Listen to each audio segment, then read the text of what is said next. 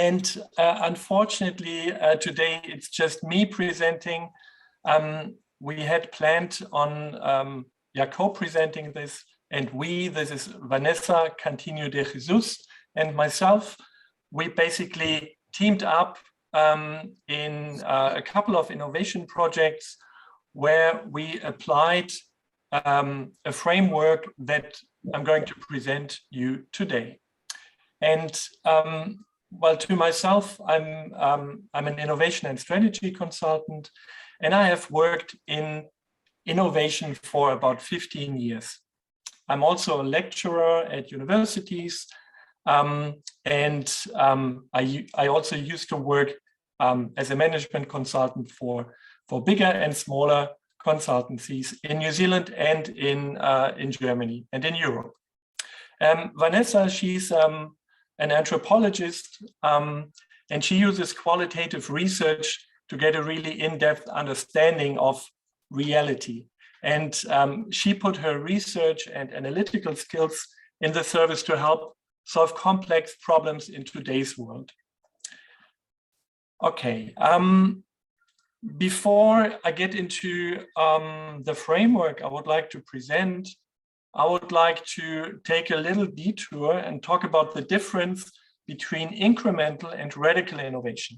Because in the title of the presentation, I talk about radical innovation.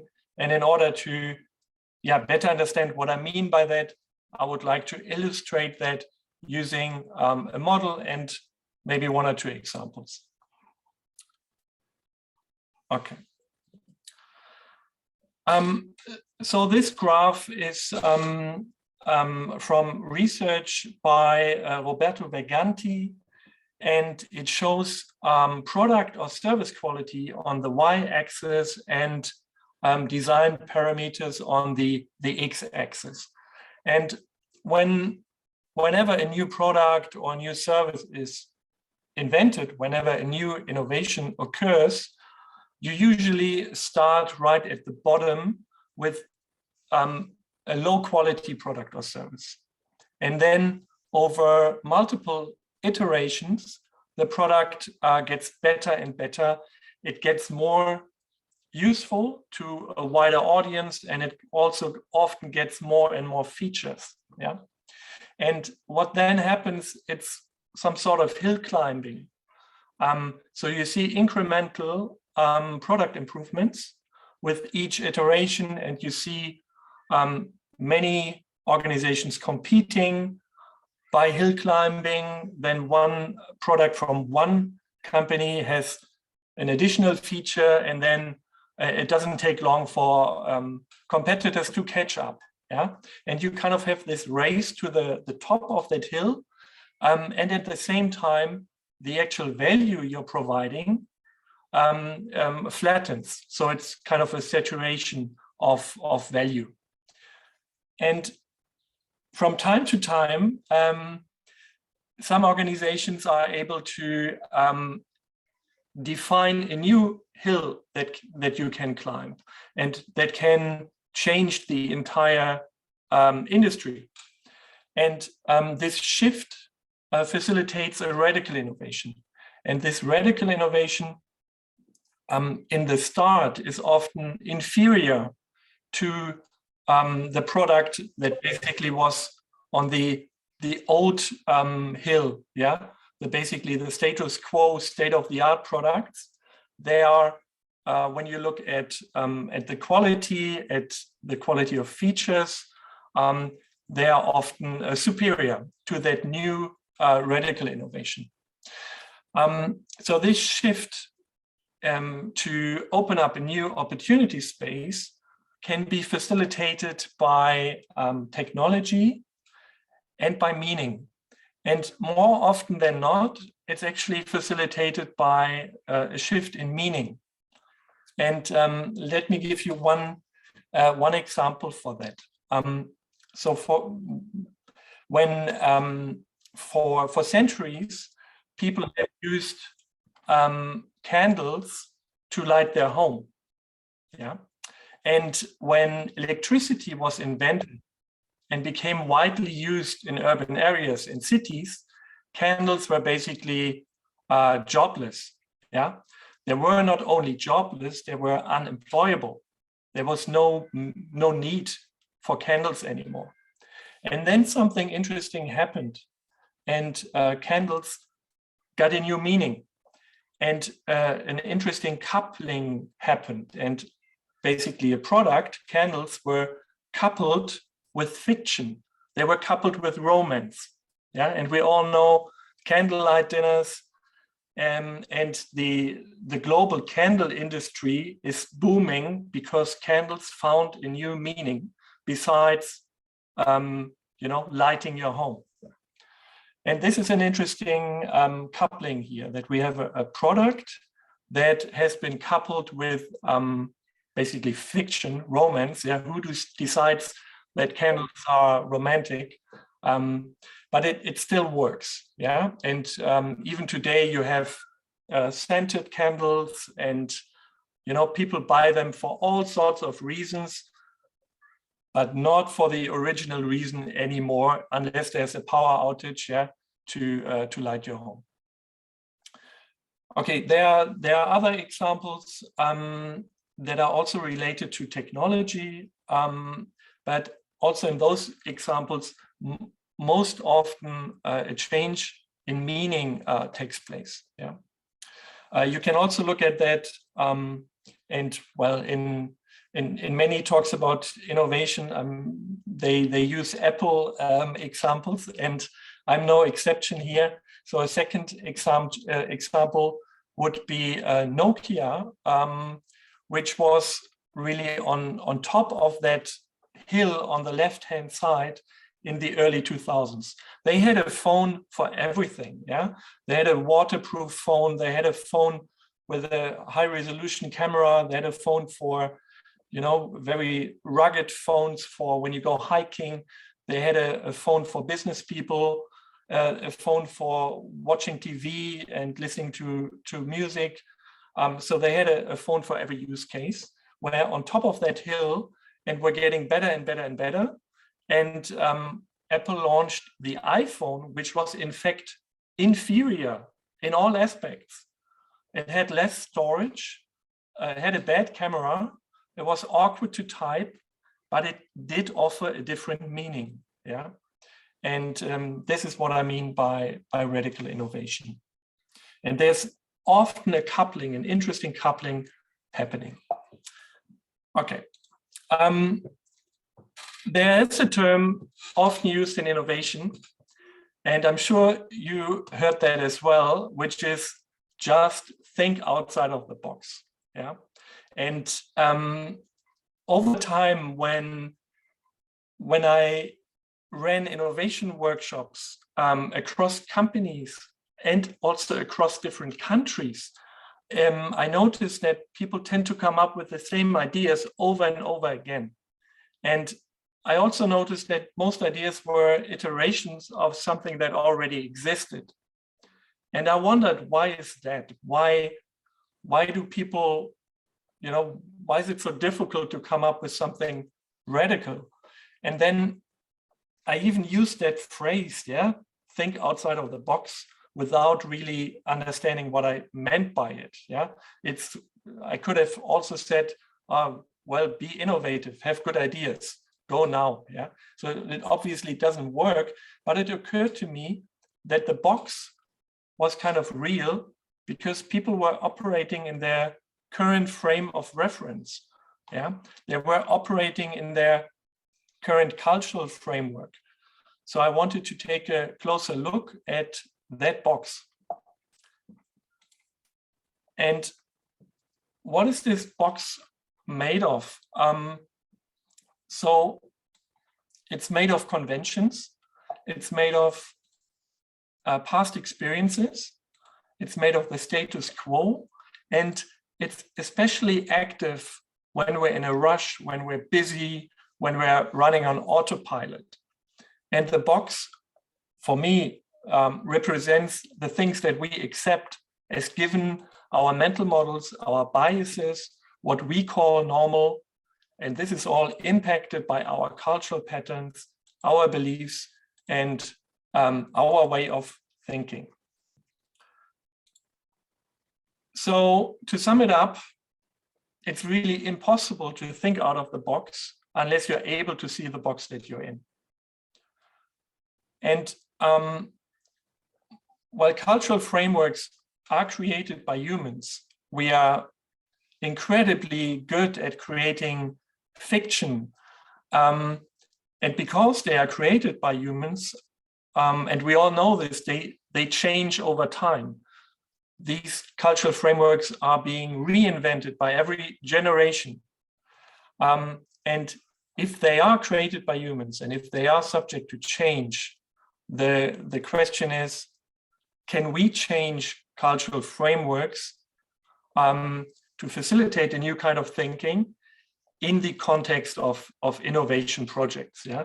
So just to make this clear, this is the context I'm operating in, and the work that Vanessa and I have been doing is focused on innovation projects and programs. And if we zoom in a bit at how beliefs are, how they manifest themselves, they are often tied to, there's often a core belief which is tied to some sort of perceived benefit. And they are often also supporting beliefs, and these supporting beliefs, they support the core belief. There can be multiple supporting beliefs. And when you look at an industry or an organization, these core beliefs, they really keep that industry spinning. And this triangular structure here represents quite a robust structure, yeah, that perpetuates this pattern of thought and of action. And from working with companies from very different sectors and from innovation projects, we notice that this is so robust. So if you tackle the core belief directly, there's a lot of resistance, yeah, because this core belief is so fundamental for that industry or that organization. But there are some opportunities on how to facilitate a change in that belief system by decoupling beliefs from benefits, or decoupling supporting beliefs from benefits, or by deconstructing the supporting relationship between the core belief and the supporting belief. But from our experience, what you should never do, because it's most likely unsuccessful, is directly challenge that core belief. Yeah, because it is depending on the individual, depending on the organization and the industry, the core belief, some of the core beliefs are tied to identity. Yeah, they are so fundamental that it's very difficult to let go of them. What we have done actually a few years ago, and what we have been iterating since then in I think up to now 11 innovation projects, is some sort of canvas where we on this part of the canvas we analyze, we decouple, and we deconstruct certain belief systems, and we then explore alternative supporting beliefs and benefits. And again, we don't start by facilitating a new belief. We start by facilitating new benefits and new supporting beliefs. And basically, if you focus on the surrounding elements here, then if the benefits are big enough and the supporting beliefs are valid, and you couple those, then this can create some tension that the original core belief that there is a dissonance between your original core belief and the new benefit and the new supporting belief. So a new belief can manifest itself. Again, I'm talking about this in the context of innovation workshops, yeah. And I would like to give you one example on how we applied this canvas. So this part of the canvas, the second phase, would then focus on building these connections, reconstructing and rebuilding. And yeah, let me just give you one example from the high fashion industry. Yeah, so we ran a workshop, and it was about luxury brands. Yeah, and we discovered that, and this will come as no surprise to you, that luxury brands, their products are tied to status quite often. Yeah, so you see, you know, these big labels, yeah, and what people do is they basically purchase the product, and at the same time they purchase status. And we thought that's an interesting coupling. How can we uncouple these two things? How can we uncouple luxury fashion or fashion in general and status? And we did some research on also across cultures, across time, to identify a similar pattern. So where else do we see that what people wear is connected to status? And we landed at an example from Native Americans, where, for example, the chief of a tribe would have visibly displayed his status by, let's say, he has more feathers, yeah, that he's wearing than other maybe warriors in his tribe. But these feathers, they display status, but they're not for sale. Yeah, you can't purchase them. You have to earn them. Yeah, you have to earn them by, I don't know, being really useful to the community, or by being really brave, or being a good, I don't know, hunter or fisher or whatever. Yeah, but you had to earn them. And then we thought about, okay, how might we apply this pattern to fashion? So what if we had fashion items that are not for sale, but that you had to earn? For example, running shoes, yeah, that you can't buy, but you got to run a marathon for them, and then you get them, and they are specially designed so everyone knows, you're the guy who ran the marathon. Yeah, and this is one example on how we use this canvas in the beginning of innovation projects to question the status quo, and to get people to realize their preconceived notions of whatever topic we're innovating in. And that's it. It's a short presentation, but that way we have more time for discussion, for questions. You can find me on LinkedIn and also on 2 websites. Thank you so much.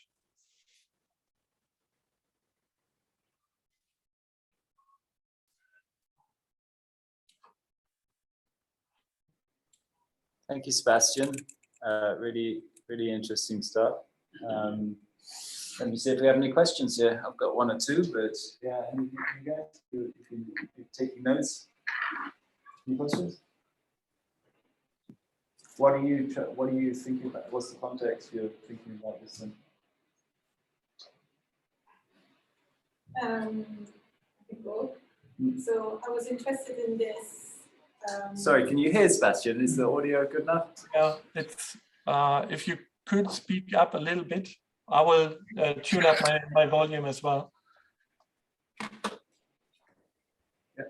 You speak. So yeah, I was interested. Thank you very much for this presentation. I was really interested in this piece of, I don't know, for me it's like a concept or a tool.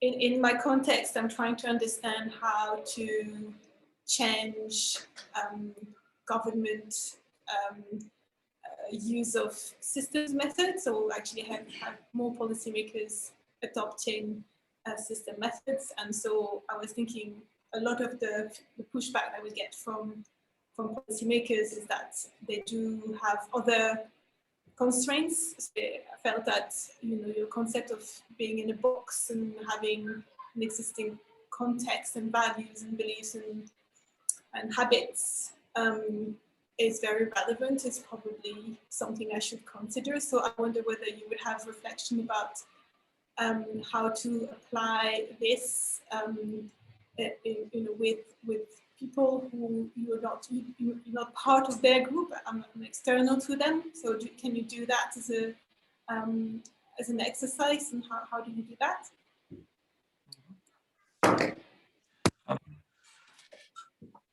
So I guess I guess we are all to some extent in these boxes, yeah, in bubbles, yeah. The entire innovation industry is a bubble, perhaps even maybe less so the systems thinkers industry. Yeah, they are all shared mental models, they are shared values, and so on. And I think this is not negative in itself. Yeah, being in a box, it is often perceived as a safe place to be in, because it kind of shuts you off from also complexity from that you don't have to deal with. You can act, you know, which is in line with how everyone around you acts and things. So it is a comfy place, yeah, in a box, and you might not even realize that you are in there. And I think one way to understand that this box exists and that you can break out of this box is by creating tension. Yeah, so by creating tension, that your current belief systems don't match up with reality. And if you create that, or that if people understand that their current values and their current way of working is not beneficial for them, for their goals, for what they want to achieve, if it's not leading to benefits anymore, and I think only then you get real change that is driven by the actors in that system. Yeah, so it's a kind of contradiction is the word, is it? A contradiction in their beliefs with reality, showing that to them to you. But is this model not about, isn't the idea is that you don't actually challenge or threaten a person's core belief because they're just going to react to that, and you have to take a kind of an adjacent, a kind of tangential approach where you understand what that core belief is, then you understand the supporting beliefs and even the ones around then, and maybe it's those ones on the edges of that network that aren't so core that they're prepared to be flexible in, and then you maybe present contradictions there with reality and start kind of around. Yeah, exactly. And even starting with the benefits. So by facilitating a discussion on what benefits a particular group wants to achieve. Yes. Yeah, stay on. Yeah, by facilitating that discussion around benefits. And then perhaps for those benefits that are important to that group, you need to have different values to support those benefits. And maybe those are not the current values. And then from there, if those values are accepted by that group, then a new belief can emerge that underpins those values, the thought patterns, and a new behavior as well. Yeah, but a good idea is to start with benefits. Yeah, I guess it's a lot of our destructive core beliefs are in place because they enable us to be extractive in some way that they support us in being extractive in a way that we want to be, and we're not going to challenge those because we kind of because we're getting something from them, essentially, isn't it? And that's like our egoism is kind of constructed around us in the sense of the world and whatever kind of resource we're getting, and we're not going to let go of that very quickly. So you got to find other places to kind of intervene. Cool. Any other questions or comments? Yeah, I have one.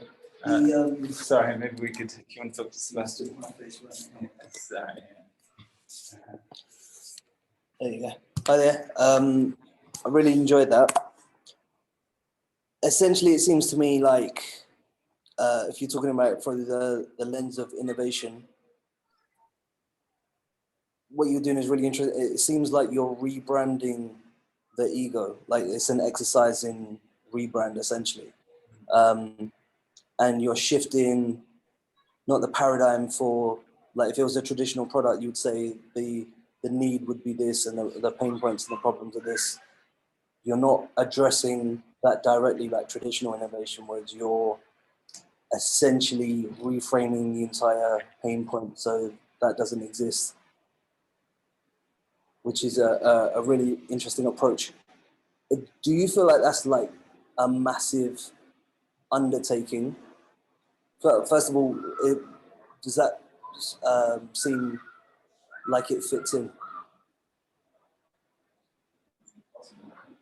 Yeah, and like, do you feel like that's an undertaking, or that's a process that can be done in like workshops or whatever? Because it seems like a really interesting exercise, but then the utility of it, or where it fits into it, like a greater process, is interesting to me, and I wonder what your thoughts are on that. I would agree with how you described it. Yeah, so if you pick an industry, yeah, let's say we look at finance and we look at banking, there are some core beliefs that are living in the world of banking. And before you start with an innovation project or an innovation process, and you think about, I don't know, what are the opportunities in banking? What are the problems in banking? With our methodology, we would start earlier. We would start by looking at how do we look at banking? Yeah, what is our lens looking at banking? What are the holy grails in banking? Yeah, what do people accept as given? What does no one question? What is normal in banking? Yeah, and by doing that, you develop different perspectives on the topic, and you are also able to innovate without solving problems. Yeah, and for many innovation methods, innovation equals problem solving. But I believe innovation can be much more than that. It can basically, if we innovate if we change how we look at a certain topic, then we can also come up with alternatives that are not just an iteration of the status quo, that are not an improvement of the status quo, but that offer a radical alternative. Yeah. So quite often when you solve problems, this is only incremental because the problem is then solved. But can we imagine like an alternative where the initial problem is basically obsolete. This is what we're trying to facilitate here. And yes, it is a big undertaking. And so I mentioned we are in the process of further validating this method, and we have done that in 11 projects so far. And we are looking for innovation projects and programs where we can basically learn more and further validate and improve the framework.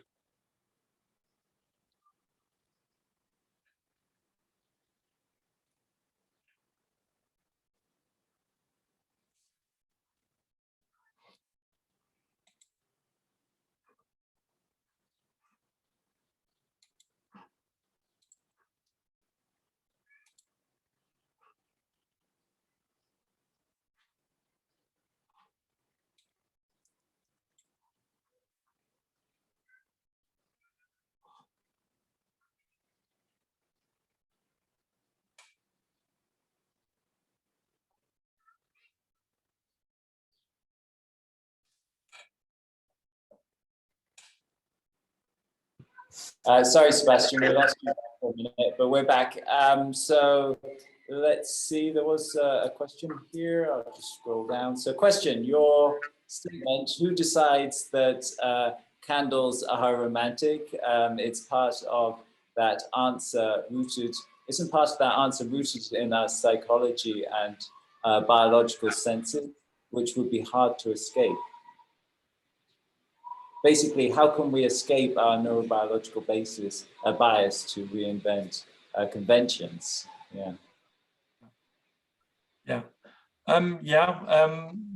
It's an interesting question, and for sure, beliefs, they don't exist in a vacuum, and they might be tied to some, some ancient patterns we adopted from sitting by the fire with a small tribe or community. This might relate to that as well. But nonetheless, this was not really the case when people were lighting their homes with candles. They were purely functional. You had either a candle and light or no candle and darkness. And I think this connecting a product with a status, this can be seen in many other industries as well. Look, for example, at the campaigns De Beers was running with diamonds. Diamonds now stand for love and an everlasting bond. It's just a rock. There's no biological attachment to that. But this bond was created by an innovation in meaning, giving a rock a meaning, and the meaning of love is a massive innovation in meaning and a multi-billion-dollar business.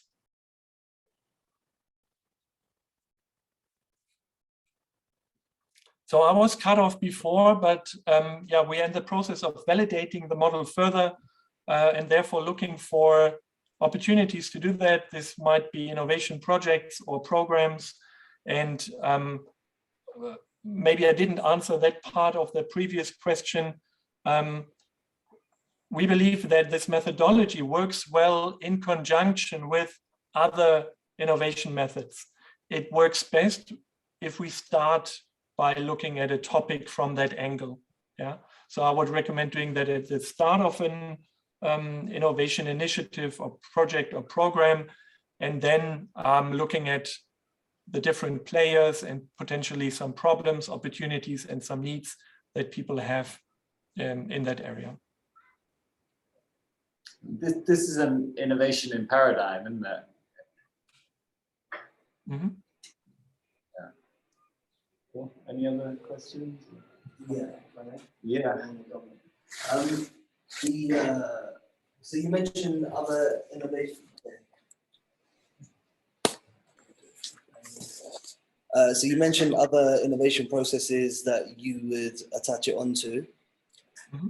Do you see this as a like a product or innovation service tool, or could it be used for like an entire business design or organizational like what applications do you see this having in terms of how you would utilize it for bigger innovation projects, or is it just for the smaller stuff? Yeah. Okay, so for now, this is basically an innovation service that we provide. Yeah, and I will share my screen again to illustrate how this works in conjunction with other innovation methods. So this is from a blog post basically on our website. This is a framework for defining innovation initiatives. And we're looking here at a framework which differentiates either an internal focus or an external focus on the y-axis. And then we differentiate whether it's problem-focused or opportunity-driven. And you have then 4 quadrants on the top left. It's mainly about optimizing internal operations to increase process efficiency. Yeah, internal focus, problem focus. Then bottom left, it's about improving quite often the user experience of existing products and services. On the top right, internal focus and opportunity driven. Here it's about reinventing your own industry or business, and opportunity driven and external, it's creating viable business opportunities for the future. And if we look at the basically the methods that are in there, then you can see that lean management, human-centered design, design thinking, design sprints, they live in the left-hand side. They are creative problem-solving methods, yeah, mainly. And on the right-hand side, you have, build your own enemy, business model innovation, and hacking cultural beliefs, which is how we call this approach, hacking cultural beliefs. And at the bottom right, you have methods like foresight, future thinking, radical innovation, also hacking cultural beliefs, and innovation and meaning. So for the right-hand side, you do not need a problem to start. For the left-hand side, and that is why the left-hand side is also easier to start with, you're starting with problems that you're solving. And we believe that for some industries, for some topics, it's very interesting to look at the right-hand side, the opportunity-driven innovation, and not just solve problems. Does that answer your question? Yeah, so I can see that it'd be great for UX, product design, and probably service design, even business design. Can you see implications or applications even for like social impact projects, or because this seems very focused towards commerce, but maybe I'm not seeing the bigger picture. Do you see it being applied to projects like social impact projects? Yeah, I think it would have to, stand the test. So we haven't tested it yet in social impact projects. We've worked with mostly corporates across a variety of industries, but we haven't done social innovation projects yet.